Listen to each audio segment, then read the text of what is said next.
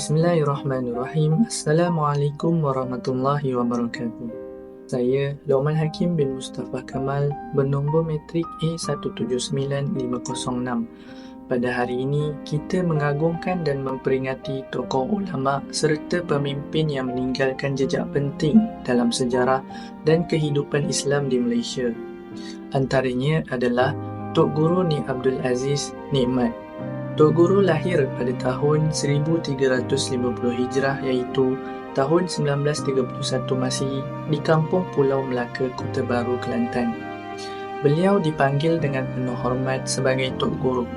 Beliau adalah seorang yang mewarisi keturunan daripada kerabat Diraja Jembal yang pernah memerintah Kelantan antara tahun 1638 Masihi hingga 1720 Masihi. Tok Guru Ni Abdul Aziz tidak pernah berhenti dalam menuntut ilmu. Sejarah beliau mula menimba pelajaran formal di Sekolah Kebangsaan Kedai Lalat selama 3 bulan, iaitu pada tahun 1936 Masihi. 1936. Beliau kemudiannya mendalami ilmu di Madrasah Diniyah Ittifaqiyah di Certis, Terengganu dan melibatkan diri dalam pengajian di Madrasah Arabiah Jami' Merbau Al-Ismail. Seterusnya pada tahun 1952, beliau melanjutkan pelajaran ke Universiti Darul Ulum Deoband, India dan kemudiannya mengambil kursus tafsir Al-Quran di Jami'ah Khuddamuddin Lahore, Pakistan. Sebelum beliau menyambung pengajian di Universiti Al-Azhar, Mesir.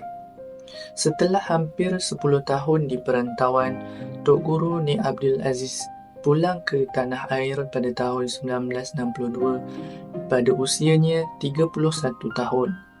Tok Guru kemudiannya berkahwin dengan Puan Sabariah binti Tuan Ishaq dan hasil sepanjang perkahwinan mereka dianugerahkan dengan 10 orang cahaya mata. Pada masa yang sama, seketika kepulangannya, ayahnya Guru Nikmat Alim mengasaskan Ma'had Darul Anwar dan melantik Tok Guru Ni Abdul Aziz sebagai mudir pertama di situ. Beliau merupakan seorang yang aktif dalam memberikan ceramah bersama ayahnya di pelbagai tempat, iaitu di negeri Kelantan. Namun, pengaruh dan sumbangan beliau tidak terbatas hanya dalam bidang pendidikan. Beliau mula menceburi bidang politik yang kemudiannya mendaftar sebagai ahli PAS pada tahun 1967. Pada waktu itu, beliau telah meletakkan jawatan serta-merta sebagai guru di Ma'had Muhammadi iaitu 3 hari sebelum menjadi calon PAS. Beliau seterusnya tercalon menjadi calon PAS bagi pilihan raya kecil Parlimen Kelantan Hilir pada tahun 1967. Dalam bidang politik, beliau telah memperkenalkan slogan pentadbiran baru iaitu membangun bersama Islam sebagai langkah untuk membawa kemajuan bersepadu bukan hanya pada aspek fizikal tetapi juga aspek spiritual, dan aspek ini telah difokuskan kepada rakyat Kelantan. Sumbangan terbesar Tok Guru Ni Abdul Aziz adalah antaranya membawa pendekatan unik dalam bidang pentadbiran beliau. Antaranya, beliau memartabatkan prinsip-prinsip Islam sebagai panduan utama dalam sektor pentadbiran. Contohnya, kepimpinan ulama mengambil langkah memastikan tidak ada program kerajaan yang bercanggah dengan kehendak syariah Islamiah. Dan Tok Guru telah mengambil langkah ini supaya rakyat di negeri Kelantan sentiasa selamat dan patuh dengan kehendak syariah. Tok Guru juga telah mengangkat kedudukan Al-Quran dan As-Sunnah sebagai sumber rujukan utama, dan beliau telah mengamalkan langkah-langkah yang selaras dengan ajaran Islam dalam pentadbiran kerajaannya. Contohnya, langkah yang dilakukan kerajaan berpandukan kepada ayat Al-Quran dan hadis secara langsung seperti arahan menutup aurat kepada kaki tangan awam dan juga peniaga-peniaga. Beliau juga menggalakkan kebajikan rakyat dengan memperkenalkan pelbagai perubahan positif.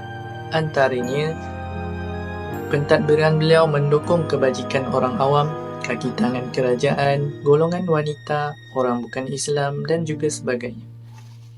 Contohnya, beliau telah memperkenalkan peruntukan hari bekerja dipindah kepada 5 hari seminggu bagi agensi-agensi kerajaan negeri berkuat kuasa mulai 1 Januari 1996 bersamaan 10 Syakban 1416. Selain itu, cuti bersalin juga diperkenalkan selama 60 hari, iaitu telah diperkenalkan pada tahun 1991 iaitu pada 1 Mac.